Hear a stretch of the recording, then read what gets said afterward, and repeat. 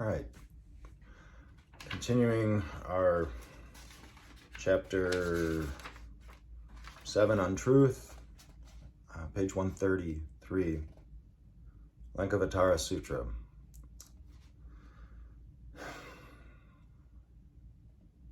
With the lamp of word and discrimination, one must go beyond word and discrimination and enter upon the path of realization. The word intellect is used by Eckhart in the scholastic sense of immediate intuition. Intellect and reason, says Aquinas, are not two powers, but distinct as the perfect from the imperfect.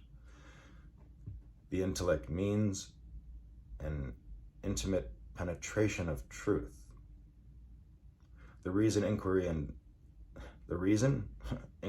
discourse. So that's intellect. It is by following and then abandoning the rational and emotional path of word and discrimination that one is enabled to enter upon the intellectual or intuitive path of realization. And yet, in spite of the warnings pronounced by those who, through selflessness, have passed from letter to spirit and from theory to immediate knowledge, the organized Christian churches have persisted in the fatal habit of mistaking means for end.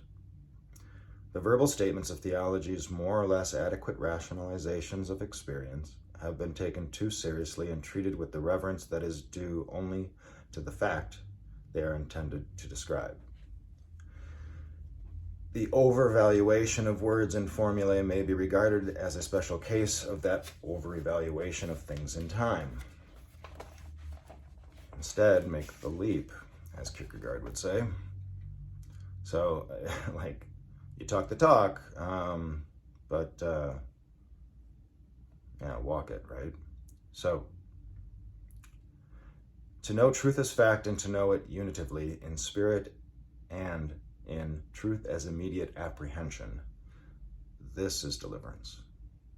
In this standeth our eternal life, to be familiar with the verbalized truths which symbolically correspond to truth as fact, insofar as it can be known in or inferred from truth as immediate apprehension, or truth as historical revelation. This is not salvation, but merely the study of special branches of philosophy. To that, God, however, is not a thing or event in time, and the time-bound words, which cannot do justice even to temporal matters, are even more inadequate to the intrinsic nature and our own unitive experience of that which belongs to an incommensurable different order. In later Buddhist philosophy, words are regarded as one of the prime determining factors in the creative evolution of human beings. In this philosophy, 5 categories of being are recognized: name, appearance, discrimination, right knowledge, suchness.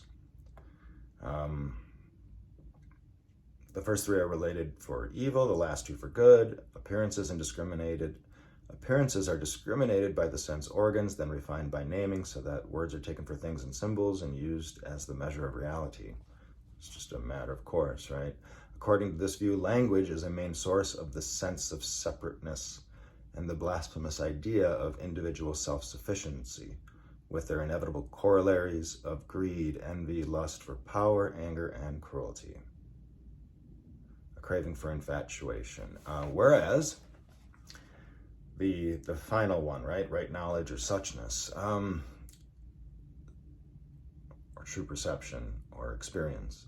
Right knowledge, which consists, among other things, in a proper appraisal of names, appearances, and discriminations. In and through right knowledge, one emerges from the infatuating delusion of I, me, mine, and resisting the temptation to deny the world in a state of premature one-sided ecstasy, or to affirm it by living like the average sensual man, one comes at last to the transfiguring awareness that samsara and nirvana are one, to the unitive apprehension of pure suchness, the ultimate ground, which can only be indicated, never adequately described in verbal symbols.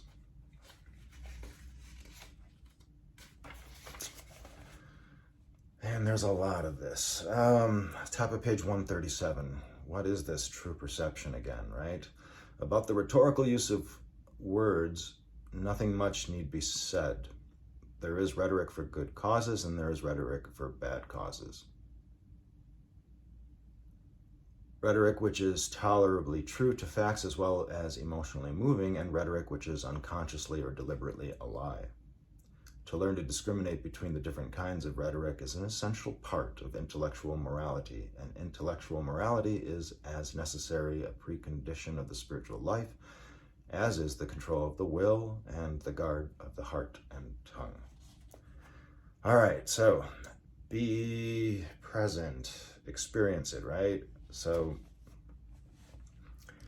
at the bottom of 137, perennial philosophy among the trinities in which the ineffable one makes itself manifest is the trinity of the good, the true, and the beautiful. We perceive beauty in the harmonious intervals between the parts of the whole. In this context, the divine ground might be paradoxically defined as pure interval, a spiritual instant, a connection, independent of what is separated and harmonized within the totality. So, why is there no substitute for this, right? The perennial philosophy, the experience of beauty in art or in nature may be qualitatively akin to the immediate unitive experience of the divine ground or Godhead, but it is not the same as that experience. And the particular beauty fact experienced through partaking in some sort of the divine nature is at several removes from the Godhead. The poet, the nature lover, the aesthete are granted apprehensions of reality analogous to those vouchsafed to the selfless contemplative, but because they have not troubled to make themselves perfectly selfless, they are incapable of knowing the divine beauty in its fullness as it is in itself. This is a great and precious gift. And then he is able to apprehend. Let's see here. Where are we now? So there's a reading by Cheng Su, and page 140. So this dilemma that he speaks of, there is no way but that of love, peace, and joy. Only those who manifest their possessions of love, peace, and joy, of actual experience, in however small a measure of the fruits of the Spirit, can persuade others that the life of the Spirit is worth living.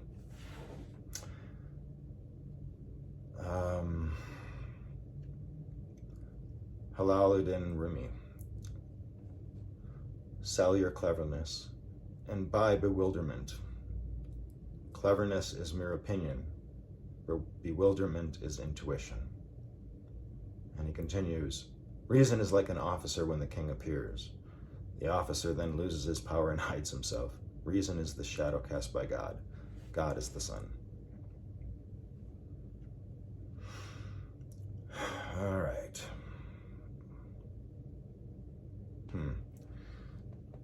So the progression of transformation, of realization, of experience. Non-rational creatures do not look before or after, but live in the animal eternity of a perpetual present. Instinct is their animal grace and constant inspiration, and they are never tempted to live otherwise than in accord with their own animal dharma, or immanent law. Thanks to his reasoning powers and to the instrument of reason, language, man, in his merely human condition, lives nostalgically, apprehensively, and hopefully in the past and future as well as in the present. He has no instincts to tell him what to do, must rely on personal cleverness rather than on inspiration from the divine nature of things. Finds himself in a condition of chronic civil war between passion and prudence, and on a higher level of awareness and ethical sensibility between egotism and dawning spirituality. But this wearisome condition of humanity is the indispensable prerequisite of enlightenment and deliverance. What does he mean by that, right? Man must live in time in order to be able to advance into eternity, no longer on the animal but on the spiritual level. He must be conscious of himself as a separate ego in order to be able consciously to transcend separate selfhood. He must do battle with the lower self in order that he may become identified with the higher self that is within him, which is akin to the divine not-self. And finally, he must make use of his cleverness in order to pass beyond cleverness to the intellectual vision of truth, the immediate unitive knowledge of the divine ground. Reason and its works are not and cannot be proximate means of union with God.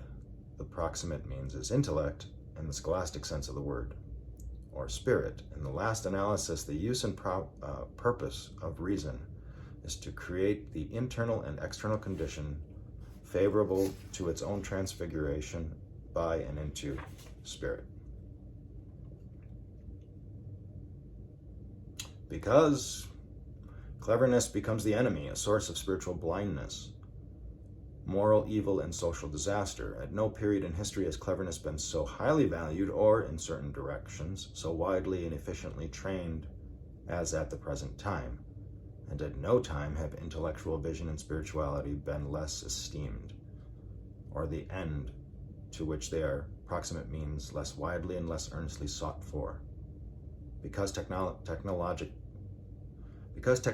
advances, we fancy that we are making corresponding progress all along the line.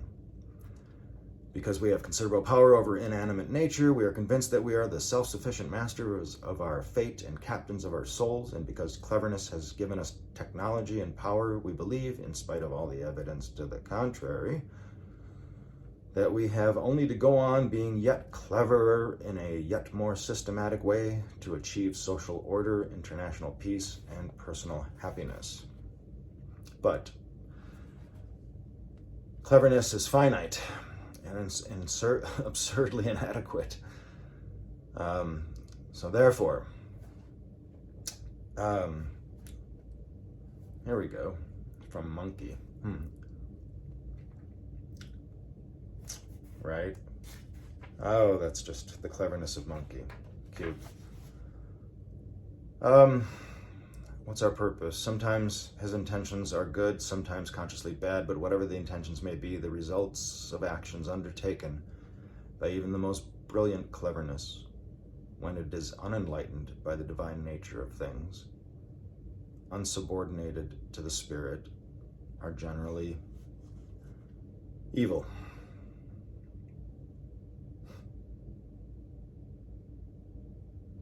The amount and kind of knowledge we acquire depends first upon the will and second upon our psychophysical constitution and the modifications imposed upon it by environment and our own choice. Thus, desire has been the important factor. When something is definitely wanted, again and again it has been produced in an extremely short time. Conversely, nothing will teach the Bushmen of South Africa to plant and herd. They have no desire to do so. The same is true in regard to ethical and spiritual discoveries. You are as holy as you wish to be, was the motto given by Rysbrock to the students who came to visit him, and he might have added, you can therefore know as much of reality as you wish to know, for knowledge is in the knower according to the mode of the knower, and the mode of the knower is, in all important respects, within the knower's control. Liberating knowledge of God comes to the pure in heart and poor in spirit, and though such purity and poverty are enormously difficult of achievement, they are nevertheless possible to all.